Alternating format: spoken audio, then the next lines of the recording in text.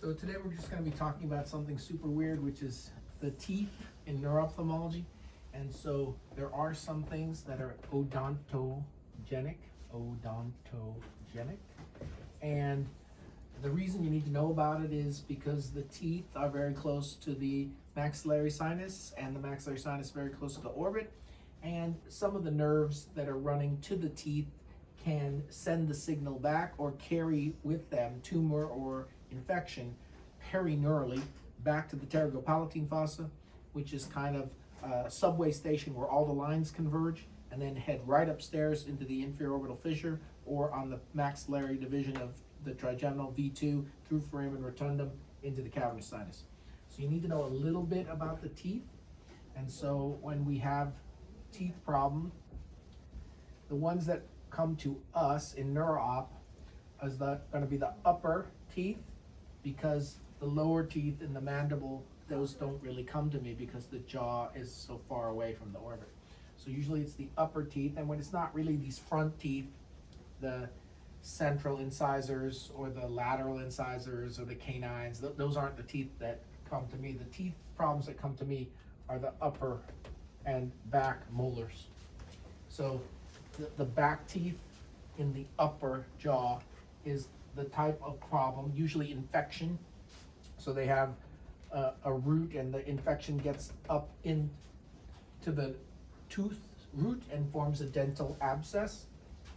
And so once it's a dental abscess, it has access to the infratemporal fossa.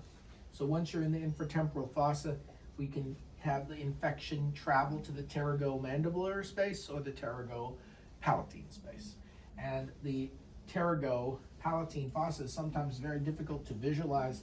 I like to kind of think of it as like a cone. It has an entry and a exit.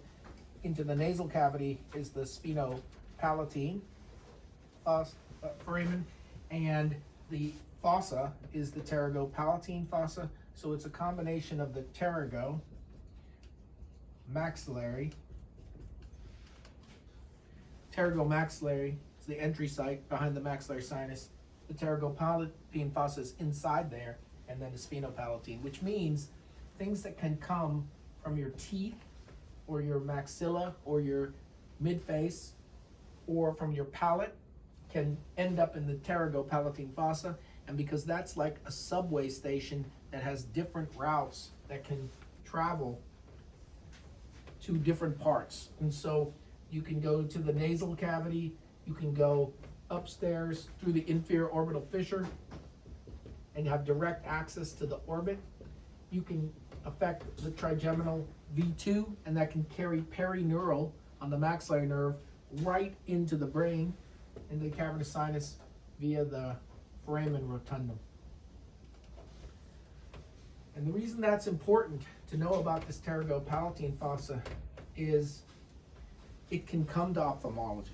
So the nerve that's carrying the tearing, the greater superficial petrosal nerve, to the Vidian nerve through the inferior orbital fissure to the lacrimal gland, is passing past this pterygopalatine fossa, and that means you can have a unilateral dry eye. So a unilateral, markedly asymmetric, or frankly unilateral dry eye could be Vidian nerve, and Vidian nerve could be a sign of pterygopalatine fossa disease.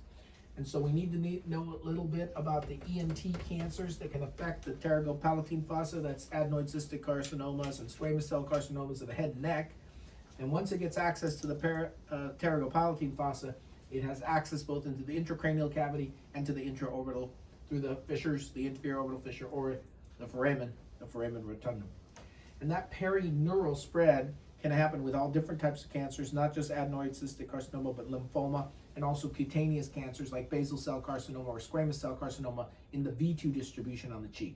So those are very dangerous cancers if you have ipsilateral cavernous sinus syndrome or ipsilateral ophthalmoplegia on the same side of either a dental abscess or cancer on the skin or ENT. So in summary, we're talking basically about the teeth, but you got a little free preview about the pterygopalatine fossa. The odontogenic ways that teeth abscess come to me is if it's in the upper and posterior part of the jaw, the molar teeth, the back molar teeth in the upper jaw. And if they have an abscess, that abscess can diffuse into the infratemporal space. And what we're worried about is access to the pterygopalatine fossa. And once you're in the pterygopalatine fossa, that has direct access to the orbit, which can produce orbital signs, or to the cavernous sinus through foramen rotundum, carried as a perineural spread of infection or tumor on maxillary V2.